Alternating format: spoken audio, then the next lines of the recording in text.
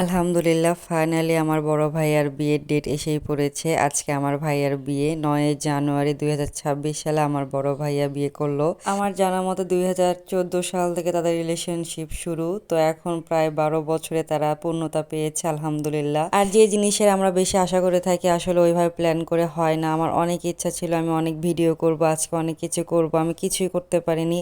এত খারাপ লাগতেছিল আমার যে আসলে আমি অনেক কিছুরই ক্লিপ নিতে পারিনি। আমার খুব ইচ্ছা ছিল আমার ভাইয়ার বিয়ের অনেক কিছু ভিডিও করে আমি আসলে ব্লগ আকারে আপলোড করব, বাট আমার হয়নি। আমার লাইফে ফার্স্ট প্রায়োরিটি আমার মেয়ে, সে একটু অসুস্থতার কারণে আমি সারাদিন তাকে টাইম দিয়েছি। যদিও মেয়ে অসুস্থ তারপরে আমি খুব হ্যাপি ছিলাম, কারণ আমার হাজব্যান্ডের লাস্ট টাইমে ছুটি হয় 8 তারিখ রাতে, সে যশোর থেকে বগুড়াতে রওনা দেয়, কারণ তার ছুটি হওয়ার কোনো চান্সই ছিল না। লাস্ট টাইমে ভাগ্যক্রমে তার ছুটি হয়ে যায়। এই 5 বছরে ফার্স্ট টাইম আমি তার সাথে বিয়ে অ্যাটেন্ড করতেছি, এছাড়া কোনো বিয়েতে সে আমার পাশে ছিল না। আমি অনেক হ্যাপি ছিলাম কারণ আমার হাজব্যান্ড আমার পাশে ছিল। আমার হাজব্যান্ড যদি আমার পাশে থাকে ইনার কোনো ঝামেলায় আমাকে পোহাতে হয় না।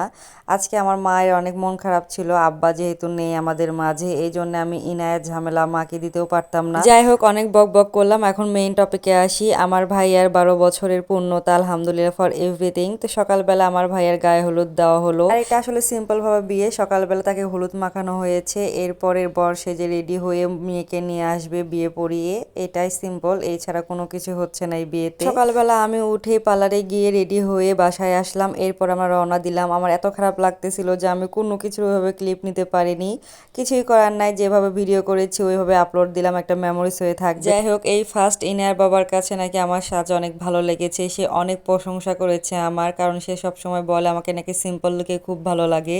এই সাজটা নাকি আমার বিয়ের লুকের থেকেও বেশি সুন্দর লাগতেছিল। এই তো গল্প করতে করতে আমরা মেয়ের বাসায় পৌঁছে গেলাম। মেয়েটা আমার আগে থেকে পরিচিত, 2016 সাল থেকে তার সাথে আমার ফ্রেন্ডের মতন সম্পর্ক, আমরা সবসময় তুই তা করে কথা বলি। এই তো আমার ভাইয়াকে এখন বরণ করা হচ্ছে মিষ্টি মুখ করিয়ে, এরপরে গেট ধরা হইলো, তার শালি তাকে ফুল দিয়ে আবার বরণ করতেছিল, তারপর এখানে টাকা দিয়ে সবকিছু মিটমাট করে বউয়ের কাছে গেলাম। মাশাআল্লাহ বউকে অনেক সুন্দর লাগতেছিল, বাট আফসোস আমি তেমন কোনো ভিডিও ক্লিপ নিতে পারি নাই, কিছুই করার নাই। আস্তে আস্তে সম্পর্ক আরো ভালো হবে, আগে থেকে যেহেতু বন্ডিং আছে, ইনশাল্লাহ সবকিছু ঠিক থাকলে আরো সম্পর্ক ভালো হবে। আল্লাহর কাছে এই দোয়াই করি তারা যেন সবসময় একসাথে থাকে, তাদের মনের সব ইচ্ছা পূরণ হয়, তাদের যেন দাম্পত্য জীবন আরো সুখের হয়। বিয়ে পড়ানো বা খাওয়া মালা বদল এগুলো আমি কেমন কোনো কিছুরই ক্লিপ নিতে পারি নাই, আমার মেয়ে অনেক জ্বালাচ্ছিল, তো কিছুই করার নাই, যতটুকু আমি নিতে পেরেছি সবকিছু আমি এখানে ভিডিওতে দিলাম। এরপরে লাস্টে বাসর ঘরের আমি কয়টা ক্লিপ নিয়েছি, তারা ফটোশ্যুট করতেছিল এই টাইমে। আর লাইফে ফার্স্ট টাইম আমি কোনো বাসর ঘর সাজাইছি, মানে আমি, আমার মামাতো ভাই, তার ওয়াইফ এবং আমার খালাতো ভাইয়ের বউ এবং আমার হাজবেন্ড, এই 4 জন মিলে আমরা বাসর ঘর সাজাইছি। তো এই তো বিয়ে আলহামদুলিল্লাহ কমপ্লিট। এটা পরের দিনের ভিডিও। আমার ভাইয়াক বলতেছি তুই এসে ট্রিট দিবি, তো বিয়ের পরের দিন ঘুরতেও যাই চল। এরপরে আমরা চুনুর চাপ খাইতে গেলাম, আমরা 3 ভাই বোন, আমার ভাইয়া ভাবি, দেন নতুন বউ, আমার ভাই, আমার হাজবেন্ড, আমার মেয়ে এবং আমার ভাতিজা, এইগুলা মিলে আমরা গেলাম। যেহেতু তারা 5 জন হয়ে গিয়েছিল এই জন্য আগে সিএনজিতে চলে গেছে, আমরা 2 জন লাস্টে গিয়েছি। লাস্ট 2022 সালে আমি চুন্নুর চাপ খেয়েছি। আমার হাজবেন্ড খুব চুন্নুর চাপ লাইক করে, মানে গরুর চাপ যশোরে পাওয়া যায় না, সব সময় আমরা মুরগির চাপই খাই।